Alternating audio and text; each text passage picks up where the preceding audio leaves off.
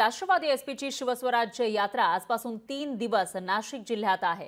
ज्या ज्या ठिकाणी राष्ट्रवादीचे आमदार आहेत त्या ठिकाणी मोठं शक्ती प्रदर्शन केलं जाणार आहे। या सगळ्या पार्श्वभूमीवर आज संध्याकाळी नाशिकच्या दादासाहेब गायकवाड सभागृहात राष्ट्रवादी एसपीची सभा होणार आहे। तर या ठिकाणी मोठ्या प्रमाणामध्ये बॅनरबाजी करण्यात आली आहे। स्वाभिमानी मनगटाचा एकच घाव संपूया गद्दारीचा लपंडाव अशा आशयाचे बॅनर या ठिकाणी लागलेले आहे। त्याची ही दृश्य आपण बघू शकतोय आणि याचा आढावा घेतलाय आपले प्रतिनिधी महेश महाले यांनी।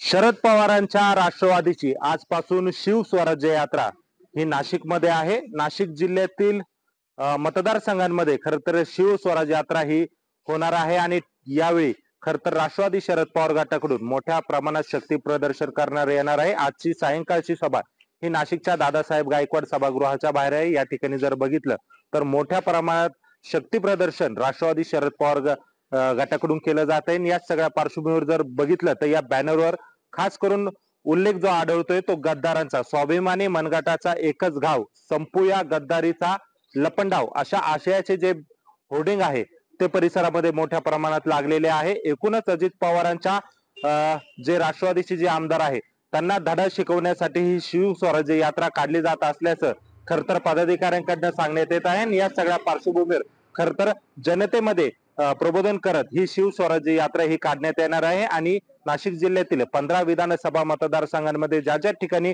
राष्ट्रवादी अजित पवार गटाचे आमदार आहे त्या ठिकाणी ही शिवस्वराज्य यात्रा होणार आहे। त्याचप्रमाणे ज्या ज्या ठिकाणी राष्ट्रवादी शरद पवार गटाकडनं उमेदवारीचा दावा करण्यात येणार आहे त्या ठिकाणी देखील मोठ्या प्रमाणात खरतर शिवस्वराज्य यात्रेचं शक्ती प्रदर्शन केलं जाणार आहे आणि या माध्यमातून खरतर अजित पवारांच्या आमदारांवर एक प्रकारे निशाणा साधण्याचं काम हे त्यांच्याकडून केलं जाणार आहे। त्यामुळे शिवस्वराज्य यात्रेतून आता जयंत पाटील, अमोल कोल्हे हे कोणाकोणावर टीका करतात हे पाहणं खरतर महत्त्वाचं ठरणार आहे।